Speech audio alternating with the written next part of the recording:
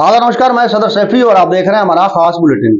दोहरा मापदंड विनाश का रास्ता बन सकता है। संभल के जामा मस्जिद हिंसा पर फूटा जमीयतुल उलमा का दर्द, भाई सुप्रीम कोर्ट से अब गुहार लगाई है। बता दें कि मौलाना अरशद मदनी ने कहा कि पूजा स्थलों की सुरक्षा के लिए कानून के वास्तविक स्वरूप को लागू करने के कमी के कारण देश में संभल जैसी घटनाओं को अंजाम दिया जा रहा है।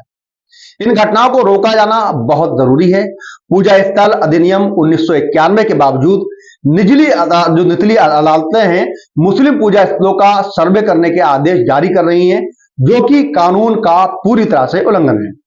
उन्होंने कहा कि जमीयतुल उलमा हिंद ने पूजा स्थलों की सुरक्षा के लिए कानून की सुरक्षा, उसके प्रभावी कार्यान्वयन लागू के लिए सुप्रीम कोर्ट में याचिका दायर की है, जिस पर पिछले एक साल से कोई सुनवाई नहीं हुई है। सुप्रीम कोर्ट के तत्कालीन सीजेआई डीवाई चंद्रचूड़ ने केंद्र की मोदी सरकार को हलफनामा दाखिल करने के लिए कई बार मोहलत दी थी, लेकिन मामले की सुनवाई नहीं हो सकी। अब संभल की घटना के बाद जमीयतुल उलमा हिंद ने सुप्रीम कोर्ट के इस मामले की अपील की और जल्द से जल्द सुनवाई का अनुरोध भी किया है। बताते चलें कि मौलाना अरशद मदनी ने संभल में पुलिस फायरिंग की कड़ी निंदा करते हुए कहा कि पुलिस की बर्बरता का एक लंबा इतिहास है।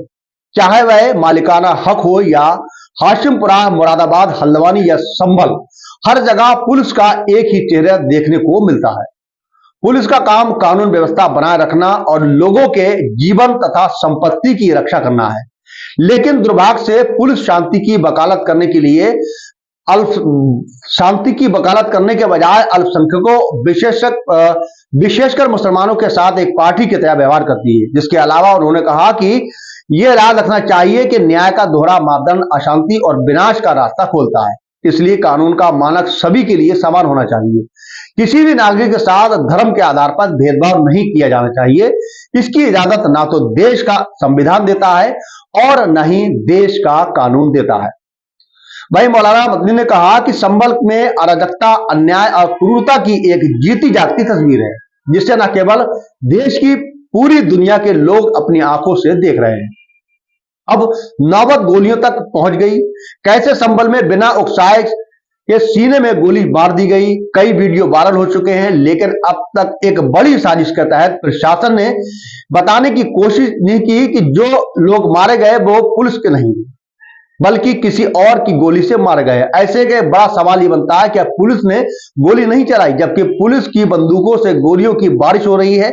पूरी सच्चाई कैमरों में कैद हो चुकी है।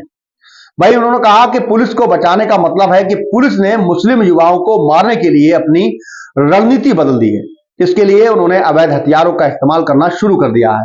सिर्फ एक संभल ही नहीं, देश के कई जगहों पर जिस तरह से विवाद हो रहे हैं हमारे पूजा स्थलों के बारे में, और जिस तरह से स्थानीय न्यायपालिका इन मामलों में गैर जिम्मेदाराना फैसले ले रही है, वह 1991 में लाए गए धार्मिक पूजा स्थल अधिनियम का उल्लंघन करते नजर आ रहे हैं।